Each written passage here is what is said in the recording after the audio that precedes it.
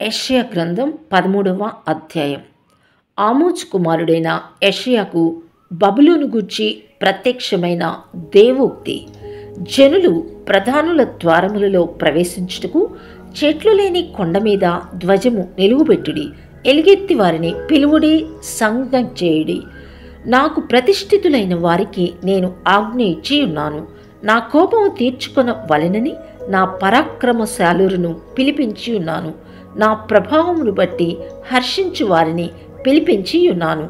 బహుజనుల ఘోషవలే కొండలలోని జనసమూహముల వలన కలుగు శబ్దము వినుడి. కూడుకును రాజ్యముల జనములు చేయు అల్లరి శబ్దము వినుడి.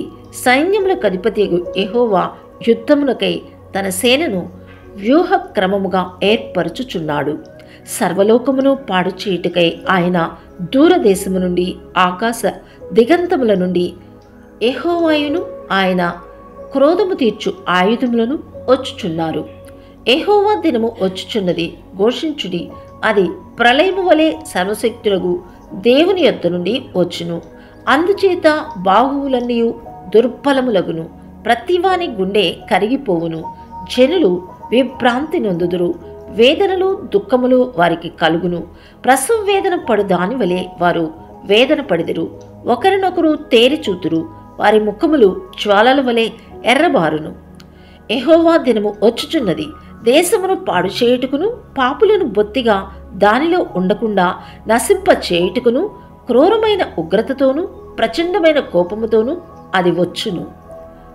ఆకాశ నక్షత్రములను, నక్షత్ర రాశులను తమ వెలుగు ప్రకాశింపనియ్యవు. ఉదయకాలమున సూర్యుని చీకటి కమ్మును, చంద్రుడు ప్రకాశింపడు. లోకుల చెడుతనమును బట్టియు, దుష్టుల దోషమును బట్టియు నేను వారిని శిక్షింపబోవుచున్నాను. అహంకారుల అతిశయమును మాన్పించెదను, బలాత్కారుల గర్వమును అణచివేసెదను. బంగారు కంటే మనుషులను, ఓఫీరు దేశపు సువర్ణము కంటే నరులను అరుదుగా ఉండచేసెదను. సైన్యములకు అధిపతికి యెహోవా ఉగ్రతకును, ఆయన కోపాగ్ని దినమునకును, ఆకాశము వణుకునట్లును, భూమి తన స్థానము తప్పునట్లును నేను చేసేదను. అప్పుడు తరమపడుచున్న జింక వలెను, పోగు చేయని గొర్రెల వలెను జనులు తమ తమ స్వజనుల తట్టు తిరుగుదురు, తమ తమ స్వదేశములకు పారిపోవుదురు. పట్టబడిన ప్రతివాడును కత్తివాత కూలును, తరిమి పట్టబడిన ప్రతివాడును కత్తివాత కూలును. వారు చూచుచుండగా వారి పసిపిల్లలు నలగొట్టబడుదురు, వారి ఇండ్లు దోచుకొనబడును, వారి భార్యలు చెరుపబడుదురు. వారి మీద పడుటకు నేను మాదయులను రేపెదను. వీరు వెండిని లక్ష్యము చేయరు, సువర్ణము కూడా వారికి రమ్యమైనది కాదు. వారి విండ్లు యవనస్తులను నలుగుగొట్టును, గర్భఫలమందు వారు జాలిపడరు, పిల్లలను చూచి కరుణింపరు.